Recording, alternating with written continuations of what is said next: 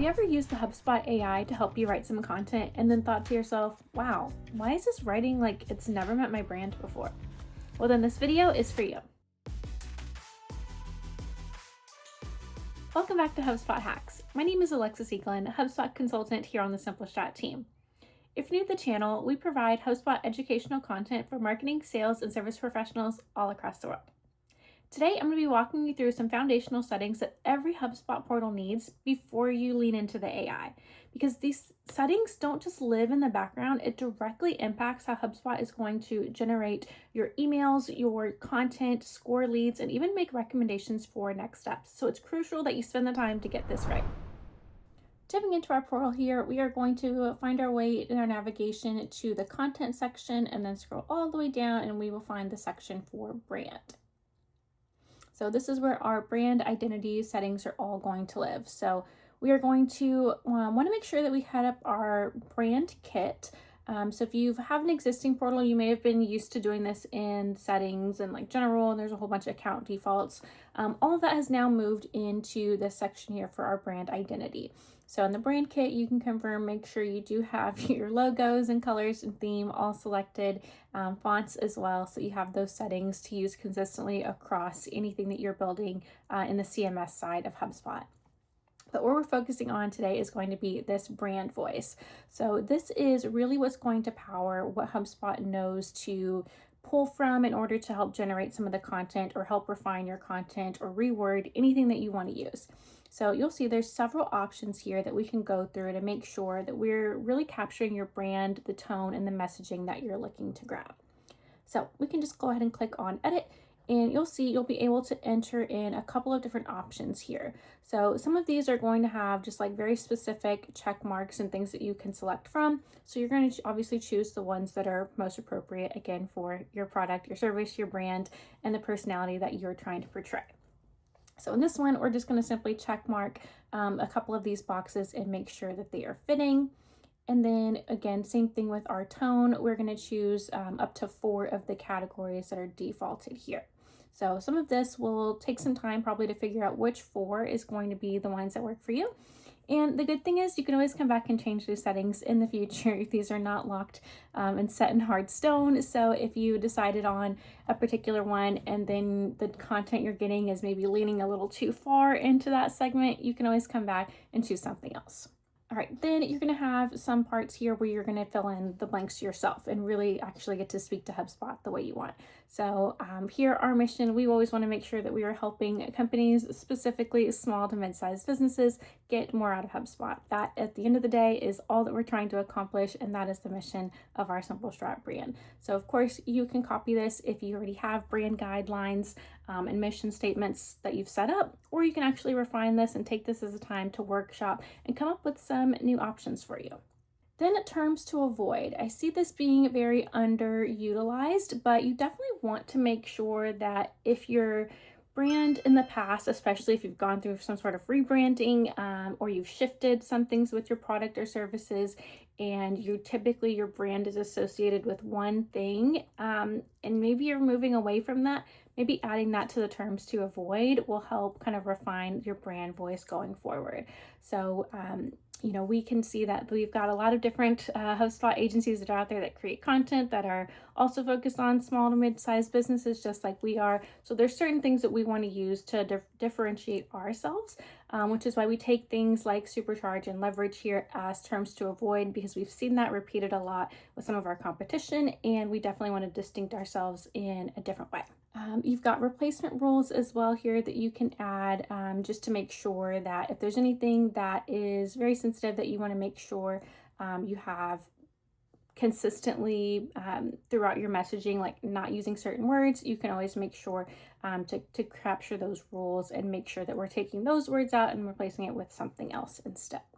So it kind of goes along with our terms to avoid. by giving you very specific things to try to go through and look through old content and help make recommendations to replace it with the new words that you want to use instead.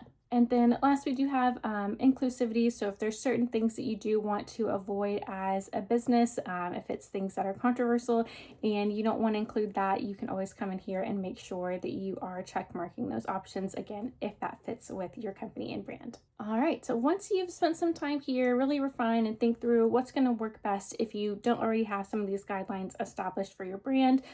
Especially with the beginning of the year starting soon, I'm sure you're going to be having meetings and discussing, where we see ourselves in the next couple of years, making sure that HubSpot really reflects what that is and the goals that you're trying to achieve with your brand. So as we scroll down, you'll see that there is a lot more context that we can add here to really, again, make sure HubSpot understands who you are at the core of your company. So if these things are wrong based on assumptions maybe HubSpot's already made or old settings from some of the legacy account defaults, you can come through and make sure that you're establishing, what industry, maybe even sub-industries or groups that you're related to. And then you can also insert specific tags if there's anything that you want to kind of have as keywords behind your brand as well. And as we go down, you'll see there's quite a few other ones. So customer sentiment, these things are for you to be able to add if you already have data on it. If you don't, obviously you can leave some of these things blank. I'm not going to say every single thing here has to be filled out for HubSpot to get your brand voice right or anything like that. But if you do have certain things that you want it to keep in mind and keep context for, if you have the data on it, definitely go ahead and take some time to fill that out. Same thing with your competitive landscape. I think this one's a bit easier for you to make sure that you have what your advantages are and who your main competitors are so that HubSpot can keep that into consideration, especially knowing that it can search the web and do tons of research on those competitors as well. It can try to make sure that it keeps some of your language maybe similar or on par with what other companies might be producing as well.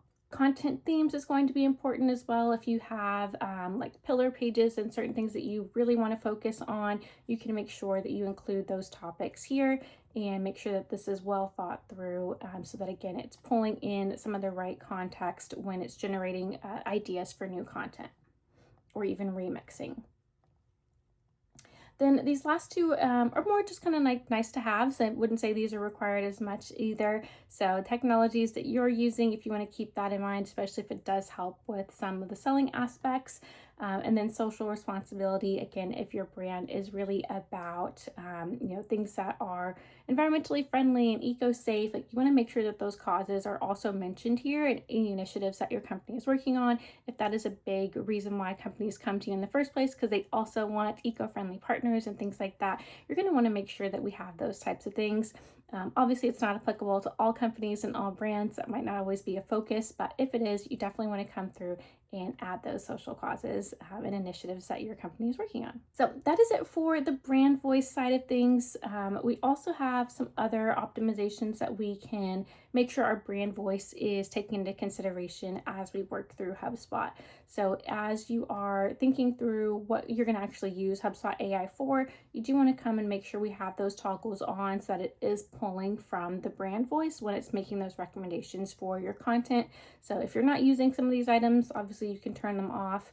But anything that you are definitely using, you're going to want to come in here and turn those settings on. And then if you actually want to have a different tone for them, you can toggle those and make them a little bit different. So that way, maybe you want your emails to be a little bit more conversational and approachable, but you want your blog to still be very professional and informative. So maybe you want to use different terms across different areas. Maybe your social media is very funny and witty and cunning, so you might want to change that voice as well there, just depending on the type of content that you already produce. Anything that you want HubSpot to keep in mind as it makes those recommendations. All right, and then last but certainly not least, we have our data sources that is going to give us more information about who you sell to and what you actually sell to them. So we can come in here and we can verify anything about our company profile. So this does take us back into just the general settings that more people are probably used to when it comes to setting up their initial brand kit. But if there's anything you need to edit about your company name, domain, or industry, you can do that here. And then we can just move on to the next tabs. So we've got our ideal customer profile. So I hear people refining their ICP all the time when it comes to my clients. So if you are taking the time to have those workshops and really defining what those ICPs are and you're making updates, always make sure you come back to HubSpot and update them here as well. So if you haven't done this before, you're going to go ahead and create it. You're going to, of course, name that customer profile, and then just following the prompts here, we're going to be entering, what type of job title, industry, location, what is that company's sizes that you're looking at, revenue ranges, if you know things like their age or interest. Of course, you can fill this out and you can add multiple customer ICPs here as well. So if you have 5 or 6 of them, make sure you enter all of them. And those are things that you can also give feedback to the AI when you're giving it a prompt and asking it to help generate the content. You can say specifically, I want you to generate this content for, and then you can insert, whatever the name is of your particular ICP profile that you've created. So in our case, we would have consulting owner Calvin that we would be speaking to. And if we had additional ones, we'd be able to create content on each. Then we've also got our products and services. So making sure HubSpot actually understands what are we offering to our clients and what makes us different from everyone else in the atmosphere. So you want to make sure that you build out that value proposition and any pain points that your company helps solve. I think this is also going to be really fun to use when you're using some of the AI agents that are looking at like your deal loss reasons, and even some of that sales to marketing feedback agent where it looks and makes recommendations to speak to where the gaps are that it's collecting from your call transcripts and your deals that have been recently lost, to figure out where people maybe aren't understanding the education that you're trying to provide to them. So if it knows your pain points and then we hear people repeating those same pain points, now you've got a really powerful tool that's going to help fill in those gaps. So I really think spending some time here is going to be really crucial for everyone moving forward as you leverage more of the AI. And then, of course, you want to add in your products if you do use the HubSpot products area. If you already have that outlined, you will see those listed as options that you can just pull from. But if you don't have any products, you'll go ahead and build those out here, and just making sure you give it a proper description, again, so that HubSpot can pull from the keywords and terms that you're using to describe. So make sure that that is pulled into your content as well. So let's quickly recap what we learned in today's video. So we went over our brand kit, which is going to determine how things look, our brand voice, which determines how things are going to sound, our ICP, which is who you're selling to, and our products, which is what you sell. Together, all of those is going to help give HubSpot the perfect context that it needs to actually help work with you rather than against you when you're trying to generate some of that content and using HubSpot's AI to its absolute fullest. So I would say all together, the setup is going to take you less than an hour, and it is really going to pay back tenfold when it comes to helping your marketing, sales, and service teams. So if you felt like this video helped you, be sure to give it a like, subscribe to our HubSpot Hacks channel, and drop a comment if there's anything else that you have questions about, or maybe even what you want to see next. So as always, happy HubSpotting, and let's work smarter, not harder.